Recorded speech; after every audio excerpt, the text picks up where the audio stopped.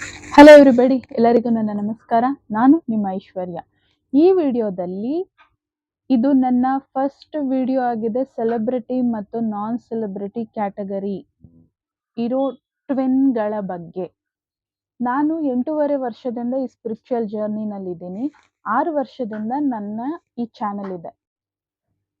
ತುಂಬ ವರ್ಷಗಳಿಂದ ಕೂಡ ನನಗೆ ಈ ಟಾಪಿಕ್ ಬಗ್ಗೆ ವಿಡಿಯೋ ಮಾಡಿ ಅಂತ ನನಗೆ ಕಾಮೆಂಟ್ಗಳು ಕೊಟ್ಟಿದ್ರು.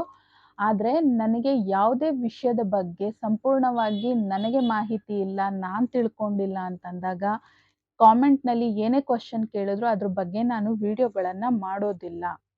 ಯಾಕೆಂದರೆ ನನ್ನ ವಿಡಿಯೋವನ್ನು ಕೇಳೋರು ನನ್ನನ್ನು ನಂಬಿ ಕೇಳ್ತಾರೆ, ನಿಜ ಅಂತ ನಂಬ್ತಾರೆ. ಆ ನಂಬಿಕೆ ವ್ಯಾಲ್ಯೂ ನನಗೆ ತುಂಬ ಚೆನ್ನಾಗಿ ಗೊತ್ತು. ಅದಕ್ಕೋಸ್ಕರ ಸುಮ್ಮನೆ ಯಾರು ಏನೇ ಟಾಪಿಕ್ ಕೇಳಿದ್ರು ನಾನು ಅದ್ರ ಬಗ್ಗೆ ಕಂಪ್ಲೀಟಾಗಿ ತಿಳ್ಕೊಂಡ್ಮೇಲೆ ಮಾತ್ರನೇ ನಾನು ಆ ಟಾಪಿಕ್ ಬಗ್ಗೆ ವಿಡಿಯೋ ಮಾಡ್ತೀನಿ. 6.5 ವರ್ಷದಿಂದ ಈ ಒಂದು ಟಾಪಿಕ್ ಬಗ್ಗೆ ನನ್ನ ರಿಸರ್ಚ್ ಇದೆ.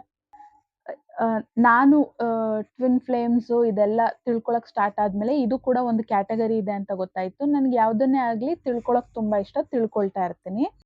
ಅದಾದಮೇಲೆ 6 ಜನ ನಾನ್ ಸೆಲೆಬ್ರಿಟಿಗಳು ಯಾರಿದ್ರು ಅವರೆಲ್ಲ ನನಗೆ ಕಾಲ್ ಮಾಡಿದ್ರು. ಈ ಒಂದು 6 ವರ್ಷಗಳಲ್ಲಿ ನನಗೆ ಗೊತ್ತಿದ್ದ ಹಾಗೆ ಸೆಲೆಬ್ರಿಟಿ ಮತ್ತು ನಾನ್ ಸೆಲೆಬ್ರಿಟಿ ಇರೋ ಅಂಥವ್ರು 6 ಜನ ನನಗೆ ಕಾಲ್ ಮಾಡಿದ್ದಾರೆ. ಯಾರು ನಾನ್ ಸೆಲೆಬ್ರಿಟಿ ಇದ್ದಾರೆ ಅವರು, ಕನ್ಫ್ಯೂಸ್ ಆಗಬೇಡಿ ಸೆಲೆಬ್ರಿಟಿಗಳು ಅಂತ, ನಾನ್ ಸೆಲೆಬ್ರಿಟಿ ಹುಡುಗರು ಹುಡುಗಿರು ಯಾರಿದ್ರು ಅವರುಗಳು ನನ್ನನ್ನು ಕಾಂಟ್ಯಾಕ್ಟ್ ಮಾಡಿದ್ರು. ಇನ್ನು ಅವರು ಕಾಮೆಂಟ್ನಲ್ಲಿ ಈ ಟಾಪಿಕ್ ಬಗ್ಗೆ ವಿಡಿಯೋ ಮಾಡಿ ಅಂತಲೂ ಕೇಳಿದ್ರು. ಆ್ಯಂಡ್ ನಾನು ಇವರ ಲೈಫ್ಗಳಿಂದನೇ ಅವರ ಒಂದು ಲೈಫನ್ನು ಅನಲೈಸ್ ಮಾಡಿನೇ ನಾನು ಇವಾಗ ಈ ಟಾಪಿಕ್ ಬಗ್ಗೆ ವಿಡಿಯೋ ಮಾಡ್ತಾ ಇರೋವಂಥದ್ದು. ಫಸ್ಟ್, ಸೆಲೆಬ್ರಿಟಿ ಅಂತಂದಿದ ತಕ್ಷಣ ತುಂಬ ದೊಡ್ಡ ದೊಡ್ಡ ಸ್ಟಾರ್ ಸೆಲೆಬ್ರಿಟಿಗಳೇ ಆಗಿರಬೇಕು ಅಂತ ಇಲ್ಲ. ಅವರು ಕೂಡ ಅವರ ಜೊತೆಯಲ್ಲಿ ನಾರ್ಮಲ್ ಆ್ಯಕ್ಟರ್ಸ್ ಆಗಿರ್ಬೋದು, ಅವರು ಸೀರಿಯಲ್ಗಳಲ್ಲಿ ಮಾಡ್ತಾ ಇರಬಹುದು, ತುಂಬ ನೇಮ್ ಫೇಮ್ ಯಾರು ಸಂಪಾದನೆ ಮಾಡಿರ್ತಾರೆ ಅವ್ರುಗಳಾಗಿರ್ತಾರೆ.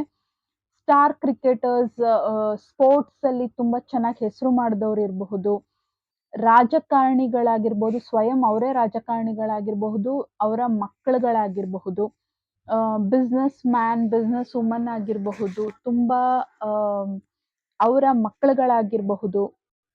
ಇವಾಗ ಸೂಪರ್ ಸ್ಟಾರ್ಗಳು, ಫಿಲ್ಮ್ ಹೀರೋಸು, ಅವರ ದೊಡ್ಡ ದೊಡ್ಡ ಆ್ಯಕ್ಟರ್ಸ್ ಅವ್ರುಗಳ ಮಕ್ಕಳು ಕೂಡ ಆಗಿರಬಹುದು, ಫ್ಯಾಷನ್ ವರ್ಲ್ಡಲ್ಲಿ ಇರಬಹುದು, ಸೋಷಿಯಲ್ ಮೀಡಿಯಾದಲ್ಲೇ ಸ್ಟಾರ್ಗಳಾಗಿರಬಹುದು, ಟಿಕ್ಟಾಕಲ್ಲಾಗಿರಬಹುದು, ಯೂಟ್ಯೂಬಲ್ಲಾಗಿರಬಹುದು, ಇನ್ಸ್ಟಾಗ್ರಾಮಲ್ಲಾಗಿರ್ಬಹುದು, ಅದರಲ್ಲೇ ತುಂಬ ಸ್ಟಾರ್ಗಳಾಗಿರ್ತಾರೆ, ತುಂಬ ಫ್ಯಾನ್ ಫಾಲೋಯಿಂಗ್ ಇರುತ್ತೆ. ಇವ್ರುಗಳು ಕೂಡ ಇದೇ ಕ್ಯಾಟಗರಿಗೆ ಬರ್ತಾರೆ. ಮೀಡಿಯಾದಲ್ಲಿ ಅಂತಂದರೆ ಅವ್ರು ಯಾವುದರಲ್ಲಾದರೂ ಆಗಿ ನ್ಯೂಸಲ್ಲಾಗಿರಬಹುದು, ಫಿಲ್ಮ್ ಆ್ಯಕ್ಟರ್ಸ್ ಮಾತ್ರನೇ ಅಲ್ಲ, ನ್ಯೂಸಲ್ಲಾಗಿರಬಹುದು, ವಾಟ್ ಎವರ್ ಎಲ್ಲಿ ಬೇಕಿದ್ರೂ ಆಗಿರಬಹುದು. ಒಟ್ಟಿನಲ್ಲಿ ಇವರು ಜನಗಳ ಕಣ್ಣಿಗೆ ಕಾಣಿಸೋರಾಗಿರ್ತಾರೆ ಮತ್ತು ಜನಪ್ರಿಯವಾದವರು, ತುಂಬ ಎಲ್ಲರಿಗೂ ಪರಿಚಿತ ಇರೋರು ಅಂಥದ್ದಾಗಿರುತ್ತೆ. ಸೊ ಇವರೆಲ್ಲ ಈ ಸೆಲೆಬ್ರಿಟಿ ನಾನ್ ಸೆಲೆಬ್ರಿಟಿ ಕ್ಯಾಟಗರಿಗೆ ಬರ್ತಾರೆ. ನೆಕ್ಸ್ಟ್, ಇವರ ಜರ್ನಿ ತುಂಬ ತುಂಬ ತುಂಬ ಚಾಲೆಂಜಿಂಗ್ ಮತ್ತು ಟಫ್ ಆಗಿರುತ್ತೆ. ಚಿಕ್ಕ ಚಿಕ್ಕ ಸೆಲೆಬ್ರಿಟಿಗೆ ಸ್ವಲ್ಪ ಜಾಸ್ತಿ ಕಷ್ಟ ಇದ್ರೆ, ತುಂಬ ದೊಡ್ಡ ದೊಡ್ಡ ಸೆಲೆಬ್ರಿಟಿಗೆ ತುಂಬ ತುಂಬ ಜಾಸ್ತಿ ಕಷ್ಟ ಇರುತ್ತೆ. ಯಾಕೆ? ಸೆಲೆಬ್ರಿಟಿ ಎಷ್ಟು ನೇಮು ಫೇಮು ಸಂಪಾದನೆ ಹೊಂದಿರ್ತಾರೆ, ಅವರ ನಾನ್ ಸೆಲೆಬ್ರಿಟಿ ಟ್ವಿನ್ ಯಾರಿರ್ತಾರೆ ಅವರು ಅದಕ್ಕೆ ಕಂಪ್ಲೀಟ್ಲಿ ಆಪೋಸಿಟ್ ಆಗಿರ್ತಾರೆ. ಉದಾಹರಣೆಗೆ ತುಂಬ ಶ್ರೀಮಂತರಾಗಿರ್ತಾರೆ ಅಂದರೆ ಇವರು ತುಂಬ ಬಡವರಾಗಿರ್ತಾರೆ. ತುಂಬ ದೊಡ್ಡ ಸ್ಟಾರ್ ಸೆಲೆಬ್ರಿಟಿ ಅಂತಂದರೆ ಇವರು ಯಾರು ಅಂತಾನೆ ಗೊತ್ತಿಲ್ಲದಿರೋ ನಾರ್ಮಲ್ ಪರ್ಸನ್ ಆಗಿರ್ತಾರೆ. ಹಾಗೆ ನೀವು ಯಾರಾದರೂ ಇದನ್ನು ನೋಡ್ತಾ ಇದ್ರೆ ನಿಮ್ಮ ಸ್ಟೋರಿಗೆ ತಕ್ಕ ಹಾಗೆ ನೀವು ತಿಳ್ಕೊಳ್ಳಿ. ನೀವು ಯಾವ ಲೆವೆಲಲ್ಲಿ ಅಚೀವ್ ಮಾಡಿದ್ದೀರಾ ಅಂತಂದರೆ ಅವರು ನಿಮಗೆ ಡೆಡ್ ಆಪೋಸಿಟ್ ಇರ್ತಾರೆ, ನಿಮ್ಮ ಪಾರ್ಟ್ನರ್. ಮತ್ತು ಇವರ ಒಂದು ಜರ್ನಿ ತುಂಬ ತುಂಬ ಟಫ್ ಮತ್ತು ತುಂಬ ತುಂಬ ಚಾಲೆಂಜಿಂಗ್ ಆಗಿರುತ್ತೆ. ಯಾಕಂದರೆ ಸೆಲೆಬ್ರಿಟಿ ಟ್ವಿನ್ ಯಾರಿರ್ತಾರೆ ಅವ್ರಿಗೆ ಅವರ ಪಾರ್ಟ್ನರ್ ಯಾರು ಅನ್ನೋದೇ ಗೊತ್ತಿರೋದಿಲ್ಲ. ನಾನ್ ಸೆಲೆಬ್ರಿಟಿ ಯಾರಿರ್ತಾರೆ ಅವ್ರಿಗೆ ಅವರ ಪಾರ್ಟ್ನರ್ ಯಾರನ್ನೋದು ಗೊತ್ತಿದ್ರೂ ಸಹ ಅವ್ರನ್ನ ರೀಚ್ ಆಗೋದಕ್ಕಾಗ್ಲಿ ಮೀಟ್ ಆಗೋದಕ್ಕಾಗ್ಲಿ ಕೂಡ ಅವ್ರಿಗೆ ತುಂಬಾ ಕಷ್ಟ ಇರುತ್ತೆ. ಅವ್ರು ಯಾರಂತ ಗೊತ್ತಿದ್ರೂ ಸಹ ಇವ್ರಿಗೆ ಮೀಟ್ ಮಾಡೋದಕ್ಕಾಗೋದಿಲ್ಲ. ಸೆಲೆಬ್ರಿಟಿಗೆ ಅವರು ಅವರ ನಾನ್ ಸೆಲೆಬ್ರಿಟಿಯ ಪ್ರೀತಿಯನ್ನ ಅವರು ಅನುಭವಿಸ್ತಾ ಇರ್ತಾರೆ. ಆದ್ರೆ ಆ ವ್ಯಕ್ತಿ ಯಾರು ಅನ್ನುವಂಥದ್ದು ಇಷ್ಟು ಜನಗಳಲ್ಲಿ ಯಾರು ಅಂತ ತಿಳ್ಕೊಳಕ್ಕಾಗತ್ತೆ. ಅವ್ರಿಗೂ ಕೂಡ ನೇಮು, ಫೇಮು, ಸಂಪಾದನೆಯಲ್ಲಿ ಅಷ್ಟು ಅಚೀವ್ ಮಾಡಿರ್ತಾರೆ. ಅಂಡ್ ಈ ನನ್ನ ಪಾರ್ಟ್ನರ್ ಯಾರು ಅಂತ ತಿಳ್ಕೊಳ್ಳೋ ದಾರಿಲಿ ಏನಾದ್ರೂ ಒಂಚೂರು ತಪ್ಪಾದ್ರೂ ಅದೆಲ್ಲ ಸ್ಪಾಯ್ಲ್ ಆಗೋಂಥ ಚಾನ್ಸಸ್ ಇರುತ್ತೆ. ಅದಕ್ಕೋಸ್ಕರ ಅವ್ರ ಭಯ ಅವ್ರಿಗಿರುತ್ತೆ, ಇವ್ರ ಭಯ ಇವ್ರಿಗಿರುತ್ತೆ. It's very painful and very challenging ಅಂತ ಕೂಡ ನಾನು ಹೇಳ್ತೀನಿ. ಇವರ ಜರ್ನಿನಲ್ಲಿ ಏನಾಗತ್ತೆ ಅಂದ್ರೆ ನಾನ್ ಸೆಲೆಬ್ರಿಟಿ ಯಾರಿರ್ತಾರೆ ಅವರು ಅವರ ಸೆಲೆಬ್ರಿಟಿಯ ಬಗ್ಗೆ ಪ್ರತಿ ಒಂದು ಕೂಡ ಅಪ್ಡೇಟೆಡ್ ಆಗಿರ್ತಾರೆ. ಅವರು ಸೋಷಿಯಲ್ ಮೀಡಿಯಾದಲ್ಲಿರಬಹುದು, ಅವರ ಒಂದು ಮೂವಿಗಳಿರಬಹುದು, ಅವರ ಮ್ಯಾಚ್ಗಳಿರಬಹುದು, ಸ್ಪೋರ್ಟ್ಸ್ ಅಲ್ಲಿ ಅಥವಾ ಅವ್ರು ಯಾವುದೇ ರಂಗದಲ್ಲಿರ್ಲಿ ಅವರ ಬಗ್ಗೆ ನಾನ್ ಸೆಲೆಬ್ರಿಟಿಗಳು ಕಂಪ್ಲೀಟ್ಲಿ ಅಪ್ಡೇಟೆಡ್ ಆಗಿರ್ತಾರೆ. ಅವರ ಬಗ್ಗೆ ಪ್ರತಿ ಒಂದು ವಿಷಯವನ್ನು ತಿಳ್ಕೊಳ್ತಾನೆ ಇರ್ತಾರೆ. ಎಷ್ಟೇ ತಿಳ್ಕೊಂಡ್ರು ಸಹ ನಾನು ಇವ್ರ ಬಗ್ಗೆ ಎಲ್ಲ ತಿಳ್ಕೊಳ್ತಾ ಇದ್ದೀನಿ, ನಾನು ನೋಡಬಲ್ಲೆ, ಆದ್ರೆ ಇವ್ರನ್ನ ಮೀಟ್ ಮಾಡಕ್ಕಾಗಲ್ಲ ಅನ್ನೋಂಥ ನೋವಲ್ಲಿ ನಾನ್ ಸೆಲೆಬ್ರಿಟಿ ಇರ್ತಾರೆ. ಸೆಲೆಬ್ರಿಟಿ ಯಾರಿರ್ತಾರೆ ಅವರು ಎಲ್ಲವನ್ನೂ ಅಚೀವ್ ಮಾಡಿರ್ತಾರೆ. ಒಳ್ಳೆ ನೇಮು, ಫೇಮು, ಸಂಪಾದನೆ, ಲಕ್ಸುರಿ ಲೈಫ್ ಲೀಡ್ ಮಾಡ್ತಾ ಇರ್ತಾರೆ. ಕಣ್ಣಿಗೆ ಬೇಕಾಗಿದ್ದನ್ನೆಲ್ಲ ತಗೊಂಡು ಉಪಯೋಗಿಸ್ಕೊಳ್ತಾ ಇರ್ತಾರೆ. ಆದ್ರೂ ಕೂಡ ಅವರ ಮನಸ್ಸಿನಲ್ಲಿ ಆ ಖಾಲಿತನ, ನನ್ನ ಪಾರ್ಟ್ನರ್ ನನಗಿಲ್ಲ, ನನ್ನ ರಿಯಲ್ ಲವ್ ನನಗಿಲ್ಲ, ನನ್ನ ಜೊತೆಲಿಲ್ಲ ಅನ್ನೋಂಥ ನೋವು ಅವ್ರನ್ನ ಒಳಗೊಳಗೆ ತಿಂತಾ ಇರುತ್ತೆ. ಎಲ್ಲ ಇದ್ದು ಸಹ ಅವ್ರ ಮನಸ್ಸಿನಲ್ಲಿ ಸುಖ, ಶಾಂತಿ, ಸಂತೋಷ, ನೆಮ್ಮದಿ ಸಂಪೂರ್ಣವಾಗಿ ಅವ್ರ ಮನಸ್ಸು ಖಾಲಿಯಾಗಿರುತ್ತೆ. ಎಲ್ಲ ಇದ್ದು ಕೂಡ ಏನು ಇಲ್ದಲೇ ಇರೋ ತರ ಅಷ್ಟು ಪೇನ್ಫುಲ್ ನೋವನ್ನ ಸೆಲೆಬ್ರಿಟಿ ಟ್ವಿನ್ಗಳು ಅನುಭವಿಸ್ತಿರ್ತಾ ಇರ್ತಾರೆ.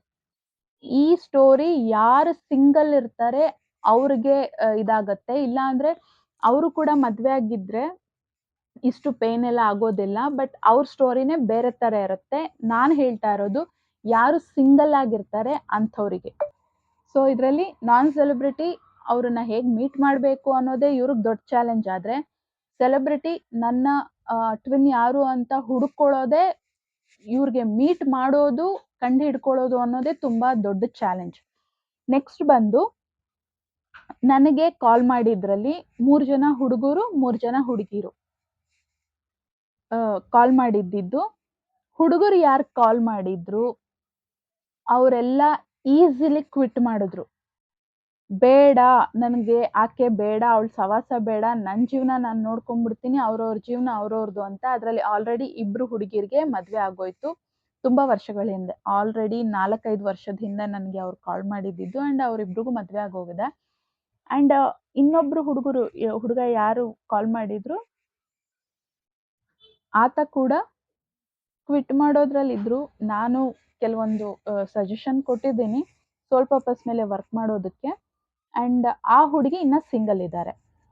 ಮತ್ತೆ 3 ಜನ ಹುಡುಗಿರಲ್ಲಿ ಒಂದು ಹುಡುಗಂಗೆ ಮದ್ವೆ ಆಗೋಗಿದೆ. ಆಕೆ ತುಂಬಾ ಭಯದಲ್ಲಿದ್ರು. ಅಂಡ್ ಆ ಹುಡುಗ ಕೂಡ ಅಷ್ಟು ಸೀರಿಯಸ್ ಆಗಿ ಏನು ಇರ್ಲಿಲ್ಲ. ಸೊ ಆ ಹುಡುಗಂದು ಮದ್ವೆ ಆಯ್ತು. ಆದರೆ ಮದ್ವೆ ಆಗಿದ್ರು ಸಹ ನನಗೋಸ್ಕರ ತಿರುಗಿ ಬರ್ತಾರೆ ಅನ್ನೋಂಥ ನಂಬಿಕೆಯಲ್ಲಿ ಈ ಹುಡುಗಿ ಕೂತಿದೆ. ನೆಕ್ಸ್ಟ್ ಇನ್ನಿಬ್ರು ಹುಡುಗಿಯರಿಗೆ ನಾನು ಪರ್ಸ್ನಲಿ ಗೈಡ್ ಮಾಡ್ತಾ ಇದ್ದೀನಿ. ಈವನ್ ನನಗೆ ಅವ್ರಿಗೆ ಧೈರ್ಯ ಹೇಳೋಷ್ಟು ಧೈರ್ಯ, ಬುದ್ಧಿ, ಶಕ್ತಿ ನನಗ್ ಕೊಡಿ ಅಂತ ನಾನು ದೇವರಲ್ಲಿ ಕೇಳ್ಕೊಳ್ತಾ, ನನ್ನ ಗುರುಗಳಲ್ಲಿ, ದೇವ್ರುಗಳಲ್ಲಿ ಕೇಳ್ಕೊಳ್ತಾ ಅವ್ರನ್ನ ಗೈಡ್ ಮಾಡ್ತಾ ಇದ್ದೀನಿ. ನಾನು ಯಾರನ್ನ ಪರ್ಸ್ನಲಿ ಗೈಡ್ ಮಾಡ್ತಾ ಇದ್ದೀನಿ ಸ್ಟಿಲ್ ಆ ಹುಡುಗರಿಬ್ರು ಕೂಡ ಇವತ್ತು ಕೂಡ ಸಿಂಗಲ್ ಆಗೇ ಇದ್ದಾರೆ. ಮುಂದಕ್ಕೆ ನೋಡೋಣ ಇವ್ರದೆಲ್ಲ ಜರ್ನಿ ಏನಾಗತ್ತೆ ಅನ್ನೋವಂಥದ್ದು.